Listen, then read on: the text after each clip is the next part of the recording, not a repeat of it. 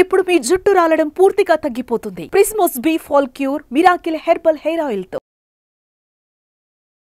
నమస్తే, welcome to Suman TV. మోకాలు నొప్పులు అని కంప్లైంట్ చేసిన వెంటనే డాక్టర్స్ సజెస్ట్ చేసేది ఏంటంటే వ్యాయామం చేయాలి, అది కూడా వాకింగ్ చేయమని చెప్తారు. ఆఫ్టర్ సర్జరీ తర్వాత కూడా అదే చెప్తారు. బట్ ఆ వాకింగ్ కూడా ఫ్లాట్ సర్ఫేస్ మీద చేయాలని చెప్తూ ఉంటారు. ఈ ఫ్లాట్ సర్ఫేస్ మీద చెయ్యాలి అనేసరికి చాలా మంది థ్రెడ్మిల్ని ఎక్కువగా యూజ్ చేస్తూ ఉంటారు. సో బయటికి వెళ్ళే అవకాశం లేకపోవచ్చు, లేదంటే రోడ్ల మీద ఎగుడు దిగుడు ఉంటుంది కాబట్టి ఫ్లాట్ సర్ఫేస్ అని అనగానే థ్రెడ్మిల్ ఫ్లాట్గా ఉంటుంది కాబట్టి ఆ సర్ఫేస్ మీద చేయొచ్చు అనే ఉద్దేశంతో చేస్తుంటారు. ఇది ఎంతవరకు కరెక్ట్? ఇలా చేస్తే ఏమైనా సమస్యలు వస్తాయా? అండ్ ఈ మోకాళ్ళ నొప్పులకి హోమియోపతిలో ఎలాంటి ట్రీట్మెంట్ అందుబాటులో ఉంది? ఈ విషయాలపై అవగాహన కల్పించేందుకు మనతో పాటు ఉన్నారు డాక్టర్ చేతన్ గారు. నమస్తే సార్. నమస్తే మేడం. సార్, ఇప్పుడు నేనంతా మళ్ళీ రిపీట్ చేయాల్సిన నెసిటీ లేదనుకుంటాను. సో మోకాళ్ళ నొప్పులు ఉండేవాళ్ళు అండ్ ఆఫ్టర్ సర్జరీ తర్వాత కూడా చాలామంది ఇప్పుడు వ్యాయామం అనగానే ఎక్కువ వ్యాయామాలు ఏమీ చేయలేము. సో కొంచెం ఏజ్డ్ ఉండేవాళ్ళు జస్ట్ వాకింగ్ అయితే చేస్తారు. ఆ వాకింగ్ కూడా ఇప్పుడు మీకు తెలుసు, బయట మనం పోయామో అని అంటే అంత ఎగుడు దిగుడు సర్ఫేస్లే ఉంటాయి కాబట్టి చక్కగా ఇంట్లోనే చేసుకుందామని అందరూ థ్రెడ్మిల్స్ కొనుక్కుంటున్నారు. సో థ్రెడ్మిల్ చేయడం వల్ల ఏమైనా ప్రాబ్లం ఉంటుందంటారా? అది సేఫేనా? ఒక మేడం వచ్చిండ్రు నా దగ్గర. ఆ పేషెంట్కి మోకాలు నొప్పులు ఫుల్ ఉండే, అయితే గ్రేడ్ 3 ఆస్టియోఆర్థరైటిస్ ఉండే. ఓకే. అయితే వెయిట్ ఏమో 100కి దగ్గర ఉండే. అండ్ ఏమన్నారంటే డాక్టర్లు, మీరు ఆపరేషన్ చేయించుకోండి, ఆపరేషన్లు చేయించుకుంటే మీకు జర తగ్గుతుంది అనేసి. కానీ పేషెంట్కి ఫుల్ భయం ఆపరేషన్ చేయించుకోవాలంటే. ఇలా పిల్లలేమో ఆస్ట్రేలియాలో ఉంటారు. వీళ్ళకి ఏంటంటే 14వ ఫ్లోర్లో గేటెడ్ కమ్యూనిటీలో అపార్ట్మెంట్ కొన్నారు. 14వ ఫ్లోర్లో అపార్ట్మెంట్ కొన్నారు. అయితే ఇప్పుడు బాబు రోజు ఫోన్ చేసి, అమ్మ జిమ్ ఉంది మన దాంట్లో కమ్యూనిటీలో, నువ్వు అంటే, అరే సార్ నేను ఎట్లా పోతా, నాకు నిల్చోడానికే వస్తలేదు. మా బాబేమో ఫోన్ చేసి పో పో పో అని అంటాడు, లాస్ట్కి ట్రెడ్మిలే ఆర్డర్ ఇచ్చిండు అన్నాడు. అంటే వెయిట్ తగ్గితే మోకాళ్ళ నొప్పులు తగ్గుతాయని ఉద్దేశం? వెయిట్ తగ్గితే ఫిజికల్ యాక్టివిటీ ఉంటే మోకాలు నొప్పులు జర తక్కువ అవుతాయి. ఎందుకంటే అక్కడ పడే భారం తగ్గుతుంది కదా. మెయిన్ మొత్తం భారం మోసేది మోకాలే.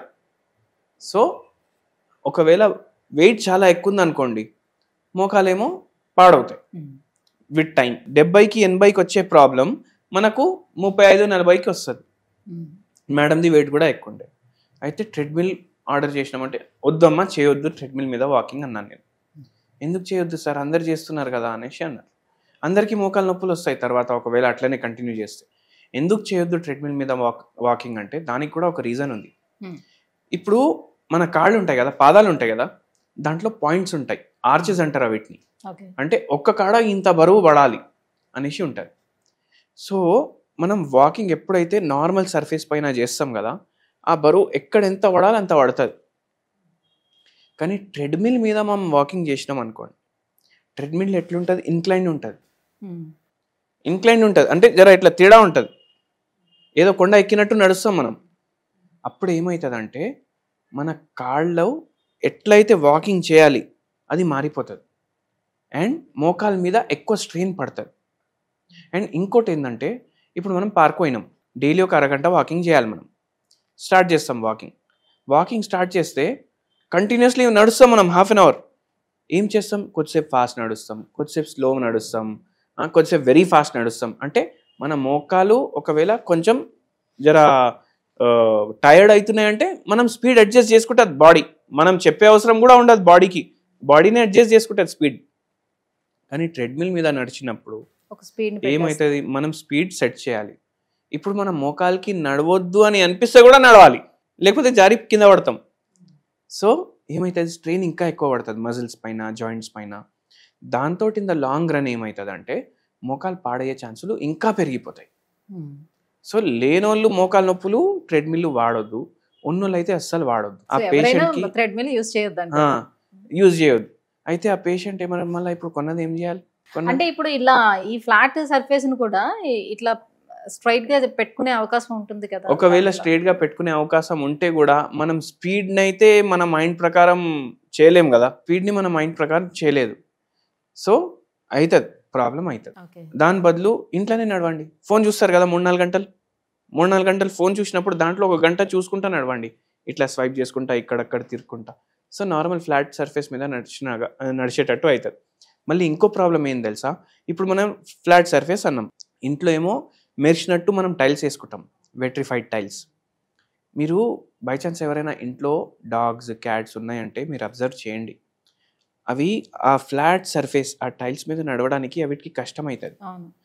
దాని కార్లు స్కిడ్ అవుతాయి.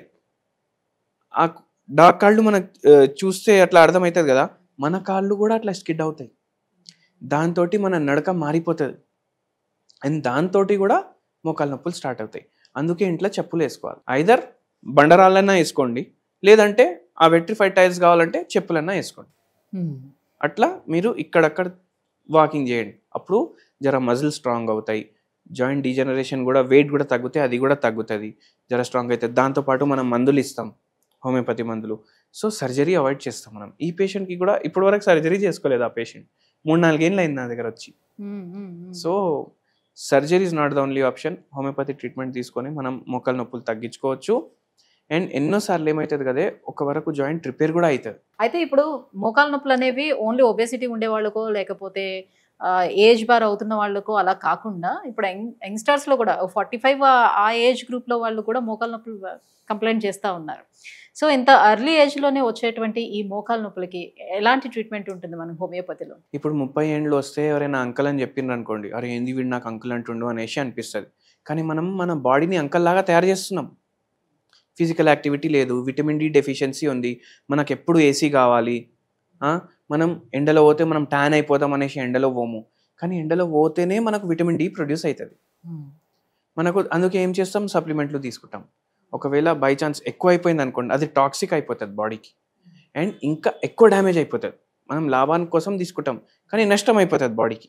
సో ఏం చేయాలంటే, మనం ఎప్పుడైతే మనకు జర ఈగో హర్ట్ అవుతుంది కదా, అంకల్ అని పిలిస్తే ఎవరైనా చిన్నపిల్లలు, దాని బదులు మనం మన బాడీని యంగ్ పెట్టుకోవాలి. మనం ఫస్ట్ మైండ్లో ఆలోచించాలి, నేను ఎప్పుడు యంగే అనేసి.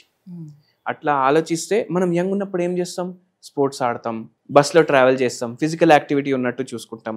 కాలేజ్లో ఉన్నప్పుడు బస్లో ట్రావెల్ చేస్తాం కదా, మనం కార్ కొన్న తర్వాత కార్లోనే పోతా, నేను ఆఫీస్కి కూడా కార్లో పోతా, కిరాణా దుకాణానికి పోవాలంటే కూడా కార్లో పోతా ఏసీ వేసుకొని.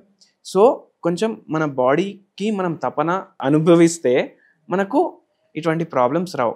బాడీ లోపటి నుంచి కూడా యంగ్ ఉంటుంది, ఫిజికల్ యాక్టివిటీ వల్ల మైండ్ కూడా యంగ్ ఉంటుంది. And vitamin D deficiency automatically మీరు ఎండలో రెగ్యులర్లీ పోతున్నారు అనుకోండి, ట్యానింగ్ గురించి ఆలోచించకుండా, బోన్స్ కూడా జర గట్టిగా అవ్వడానికి హెల్ప్ అవుతుంది.